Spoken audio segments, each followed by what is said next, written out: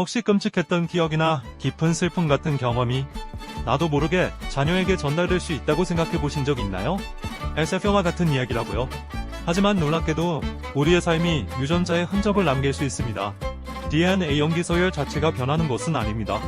마치 전등 스위치를 켜고 끄는 것처럼 특정 유전자가 활성화되거나 비활성화되는 방식에 영향을 미치는 거죠. 이것이 바로 후성 유전학이라는 흥미로운 분야의 핵심입니다. 과거 전통적인 유전학에서는 DNA 서열, 즉 유전암호가 우리의 모든 생물학적 특성을 결정한다고 생각했습니다. 마치 자율자인 설계도처럼요. 하지만 후성 유전학은 여기서 한 걸음 더 나아갑니다.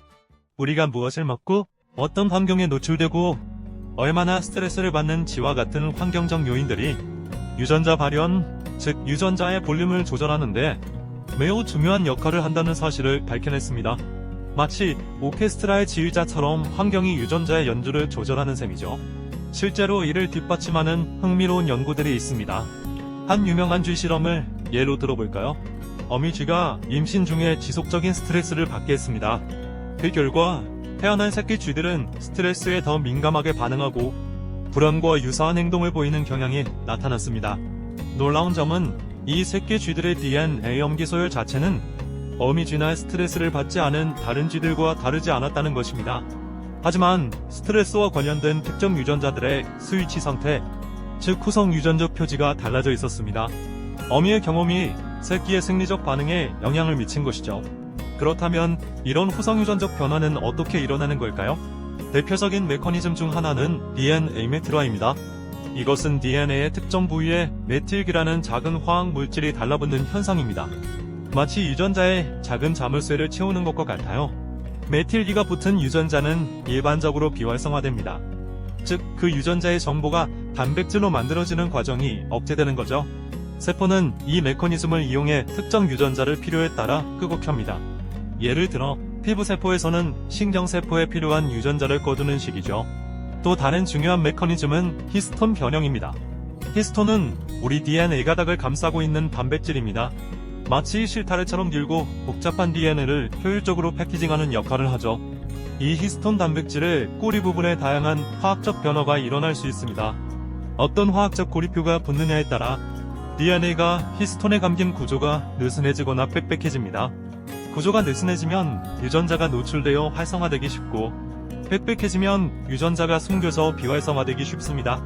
마치 책장에 꽂힌 책과 같아서 꺼내기 쉽게 놓여있으면 자주 읽히고 깊숙이 꽂혀있으면 잘 읽히지 않는 것과 비슷합니다. 이러한 후성 유전적 조절은 우리 몸에서 매우 중요합니다. 하나의 수정란에서 어떻게 다양한 종류의 세포, 예를 들어 신경세포, 근육세포, 피부세포가 만들어질 수 있을까요? 모든 세포는 동일한 DNA를 가지고 있지만 후성 유전적 조절을 통해 각 세포에 필요한 유전자만 켜고 나머지는 끄기 때문입니다. 하지만 이 정교한 조절 시스템에 문제가 생기면 어떻게 될까요? 바로 질병으로 이어질 수 있습니다. 후성 유전학은 특히 암 연구에서 중요한 역할을 하고 있습니다. 암세포에서는 종양 억제 유전자에 비정상적으로 메틸화가 많이 일어나 그 기능이 억제되는 경우가 많습니다. 자물쇠가 잘못 채워진 거죠. 반대로 암 성장을 촉진하는 종양 유전자의 메틸화가 줄어들어 과도하게 활성화되기도 합니다. 마치 브레이크는 고장나고 엑셀러레이터는 계속 밟는 상황과 비슷합니다. 이런 후성 유전적 오류가 세포의 정상적인 성장 조절 시스템을 망가뜨려 암 발생과 진행에 기여하는 것입니다. 하지만 희망적인 소식도 있습니다. 후성 유전적 변화는 DNA 서열 자체의 변화가 아니기 때문에 이론적으로는 되돌릴 수 있습니다. 이를 이용한 새로운 암 치료법들이 개발되고 있습니다. 할메틸화제라는 약물이 대표적입니다. 이 약물들은 암세포에서 비정상적으로 증가한 DNA 메틸화를 제거하여 꺼져있던 종양 억제 유전자를 다시 켜는 역할을 합니다. 마치 잘못 채워진 자물쇠를 푸는 열쇠와 같죠. 물론 아직 연구가 더 필요하지만 후성 유전학 기반 치료는 암 정복을 위한 새로운 가능성을 열어주고 있습니다. 암뿐만 아니라 심혈관 질환, 당뇨병, 그리고 알츠하이머병이나 우울증 같은 정신질환, 비신경계 질환에서도 후성 유전적 변화의 역할이 주목받고 있습니다. 예를 들어 특정 식습관이나 만성병증이 심혈관 질환 관련 유전자의 후성 유전적 상태를 변화시킬 수 있다는 연구 결과들이 나오고 있습니다. 이는 우리의 생활 습관이 단순히 현재의 건강 상태뿐만 아니라 장기적으로 유전자 발현 패턴에 영향을 미쳐 질병 발생 위험도를 변화시킬 수 있음을 시사합니다. 어떤 음식을 먹고 얼마나 운동하고 스트레스를 어떻게 관리하는지가 우리 몸속 유전자들의 활동 방식을 미세하게 조율하고 있는 것이죠. 더 나아가 이러한 영향이 다음 세대까지 이어질 수 있다는 흥미로운 증거들도 제시되고 있습니다. 제2차 세계대전 중 니덜란드 대기근을 겪었던 여성들에게서 태어난 아이들은 수십 년 후 성인이 되었을 때 대사 증후군이나 심혈관 질환 발병률이 더 높았다는 연구가 있습니다.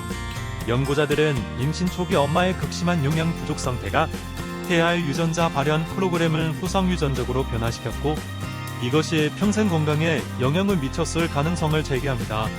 물론 인간을 대상으로 한 연구는 복잡하고 해석에 주의가 필요하지만 세대를 넘는 영향의 가능성을 보여주는 사례입니다.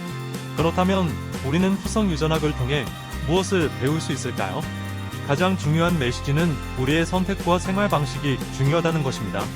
우리가 건강한 식습관을 유지하고 규칙적으로 운동하며 스트레스를 효과적으로 관리하고 유해한 환경 노출을 피하는 것은 단순히 우리 자신만을 위한 것이 아닐 수 있습니다.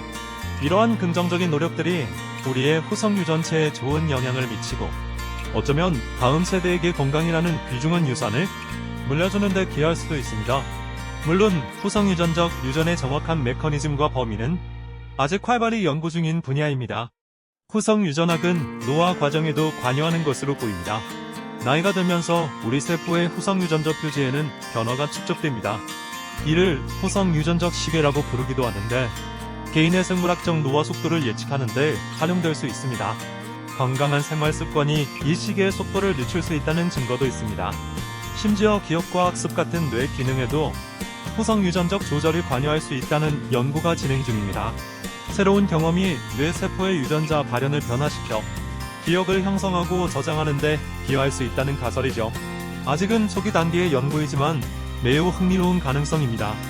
결국 후성 유전학은 우리에게 유전과 환경이 기존 생각보다 훨씬 더 복잡하고 역동적으로 상호작용한다는 것을 알려줍니다. 우리는 물려받은 유전자라는 설계도를 가지고 태어나지만 그 설계도가 어떻게 읽히고 사용될지는 우리의 삶과 환경에 따라 상당 부분 달라질 수 있다는 것입니다. 끔찍한 경험이 자녀에게 유전될 수 있냐는 처음의 질문으로 돌아가 봅시다. 정확히 말하면 경험 자체가 유전되는 것은 아닙니다. 하지만 특정 경험, 특히 강력한 스트레스나 영양 상태 등은 우리의 후성 유전체에 변화를 일으킬 수 있고 이러한 변화 중 일부가 다음 세대에 영향을 미칠 가능성이 있습니다. 중요한 것은 우리가 통제할 수 있는 부분에 집중하는 것입니다. 우리의 건강한 생활 습관, 긍정적인 마음가짐, 스트레스에 대한 건강한 대처 방식은 우리 몸의 유전자 발현을 최적화하는 데 도움을 줄 수 있습니다. 이것은 현재 우리의 건강을 지키는 길이자 미래 세대에게 물려줄 수 있는 가장 값진 비물질적 유산일지도 모릅니다. 기억하세요. 우리의 경험과 선택은 유전자 발현에 영향을 줄 수 있습니다. 그리고 건강한 삶을 위한 오늘의 작은 실천 하나하나가 미래를 위한 긍정적인 씨앗이 될 수 있습니다. 후성 유전학의 놀라운 세계는 이제 막 펼쳐지기 시작했습니다. 우리의 삶과 미래 세대의 건강을 연결하는 이 중요한 고리에 대해 계속해서 관심을 가져보는 것은 어떨까요? 여러분의 건강한 오늘이 밝은 내일을 만듭니다.